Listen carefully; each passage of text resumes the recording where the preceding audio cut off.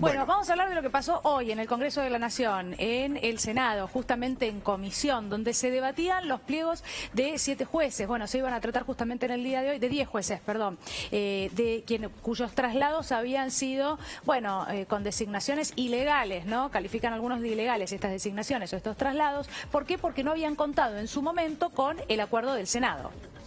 Pero hay un dato que, para empezar a entender todo esto, a mí me gustaría que repasemos cómo arranca esta historia y se remonta al 2018. Y tiene que ver, escuchen bien lo que decía Mauricio Macri. Eso en Argentina, sobre todo lo que pasó hace unos días, todos sentimos de vuelta un revulsivo de decir, no, esto no es lo que habíamos acordado. ¿Te referís a la liberación de Cristóbal López? Me refiero sobre todo al cambio de carátula. Ahí empieza la película, porque a partir de ahí Mauricio Macri, muy enojado con la libertad de Cristóbal López y Fabián de Sousa, que fue otorgada en aquel momento por Eduardo Freyler y Jorge Ballesteros, y él se había enojado. Entonces, ¿qué hace? Él los destituye y firma un decreto, es el decreto 278 del 6 de abril de 2018. Y allí nombra, como en su oportunidad quiso nombrar miembros de la Corte, a estos dos jueces. A Bruglia y Bertuzzi. Porque fíjate cómo nace la película, ¿eh? Bueno, lo que contábamos, y volví a ponerme fe de lo que estaba acá en pantalla, que es lo que pasó en el día de hoy, el capítulo de hoy, donde hay varias cuestiones en las que ya vamos a entrar y que tienen relación, por supuesto, con esto que contaba Antonio y con los dichos del presidente de la Nación, Mauricio Macri, en su momento. La Comisión del Senado rechazó los traslados de los jueces Bruglia, Bertuzzi y Castelli, y se trata de los jueces que fueron trasladados en forma irregular durante el gobierno de Macri. La decisión deberá ser ahora convalidada en el recinto. Pero esto no es todo lo que pasó. ¿Qué fue lo que sucedió? Bueno, de manera virtual, ¿no? Como se estaba tratando este tema, hubo uno de los jueces que, estamos hablando de Eduardo Fara, que denunció algo gravísimo, que en realidad, bueno, no es novedad, porque varios jueces ahora sí han denunciado que durante el macrismo recibieron presiones de todo tipo. Bueno, si no es presión, que quien era en ese momento presidente de la Nación, Mauricio Macri, en televisión diga, esto no es lo que habíamos acordado después de un fallo, bueno, ¿a qué nos referimos con presiones, no? Pero vean esto, Fara denunció la presión que recibió la opinión de Gil Lavedra y la frase de Macri. El magistrado denunció persecución de los medios tras su fallo por hoy. Lo vamos a escuchar, pero presten atención, porque lo que dice Fara es que 24 horas se sentía perseguido, que no había forma de tomar otro camino que no fuera, bueno, optar por el traslado que él mismo pide después a lo que es el distrito de San Martín. Lo escuchamos. De aproximadamente 2 meses los medios de comunicación, por radio, por televisión, por diarios por escrito, por internet, prácticamente durante las 24 horas del día, criticaron ese fallo y lo hicieron no solamente en periodo jurídico, sino que pusieron en tela de juicio de honestidad.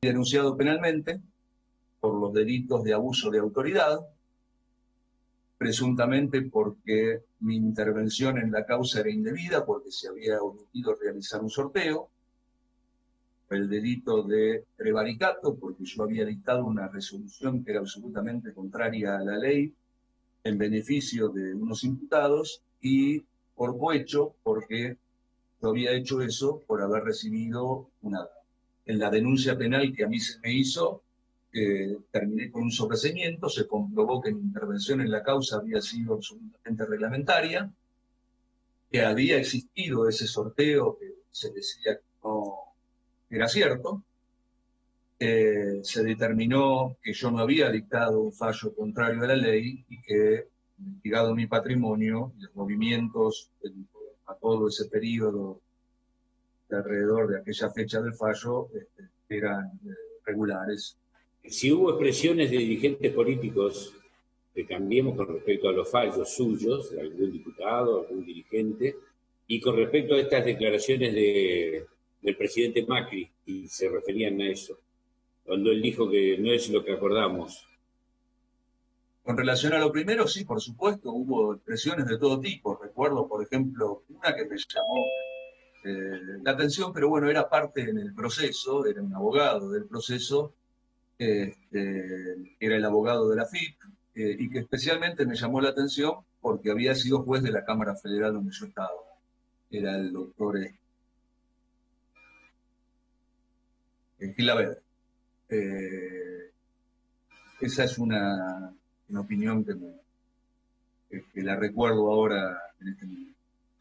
Y respecto de la frase del expresidente Mauricio Macri, sí, obviamente la recuerdo, y la verdad que me llamó la atención porque yo no había acordado nada, ni con él ni con nada. Y ahí firma Mauricio Macri, una vez que los destituyen, los trasladan, firma el decreto 278, fue allá por el 2018. Pero fíjense ustedes, y esto me tomé el trabajo de estudiarlo hoy, el artículo 99 habla de las atribuciones del presidente, porque acá cortamos todo, porque hoy no se presentaron ni Bruglia ni Bertuzzi, no quisieron presentarse, empezaron a apelar y apelar y a reapelar y les salió pésimo. Pero ¿qué dice el artículo 99? Porque esta es la Constitución, ¿no? Son las atribuciones del Poder Ejecutivo. Dice, inciso 3, el Poder Ejecutivo no podrá en ningún caso, bajo pena de nulidad absoluta e insanable, emitir disposiciones de carácter legislativo, salvo circunstancias excepcionales. ¿Había alguna circunstancia excepcional para nombrar a 2 jueces por decreto? Esto dice la Constitución Nacional. Por lo tanto, estos 2 jueces, que deben respetar y juraron por la Constitución, deben respetarla y atenerse a lo que les diga, digamos, el Poder Legislativo, que es quien debe nombrarlos o no, o proponerlos o no. Esto es ni más ni menos que el artículo 99 y es de la Constitución Nacional. Por eso hay que entender que hay que aferrarse a la Constitución. Tanto que hablan de república y democracia, esto dice la Constitución. Artículo 99, inciso 3. Imaginen hoy que el presidente de la Nación opinara en el mismo sentido de cualquier causa judicial. Seguramente sería un revuelo y se cuestionaría por la intromisión del Poder Ejecutivo en lo que es la justicia o el accionar de los jueces. Bueno, también imaginen la gravedad de que en su momento Fara, en el momento de decidir o de pedir el traslado a lo que eran los tribunales de San Martín, pudiera haber dicho, yo estoy seguro de mi fallo, pero estoy recibiendo presiones. Considero que en la causa Oil, bueno, los directivos accionistas del Grupo Indalo, en realidad en ese momento, y hacia quienes había tomado la decisión, ¿no?, de revocar esa preventiva porque consideraba que no había argumento y en realidad no había habido un intento de realizar una venta de ningún tipo, pudiera haber dicho ante los medios de comunicación, como sí lo hizo el juez Carzoglio en su momento, bueno, sí, estoy recibiendo presiones. La jueza Ana María Figueroa, que tiempo después, ya ahora en el gobierno de Alberto Fernández, pudo decir que había recibido presiones en su propio despacho, en su propia oficina. Bueno, esta es la justicia que sin lugar a dudas tenemos que cambiar los argentinos. Y hablando de Constitución, aquí me envía Daniel Fernández, por ejemplo, el artículo 64 de la Constitución dice: cada Cámara es juez de las elecciones, derechos y títulos de sus miembros en cuanto a su validez. Por ende, que la política judicialice absolutamente todo y que la justicia pretenda judicializar algo que constitucionalmente le corresponde al Poder Legislativo, muchachos, si hablamos de república, empecemos a respetar a la madre de todas las leyes, que es la Constitución Nacional. Bueno, hablamos de economía, lo tenemos sí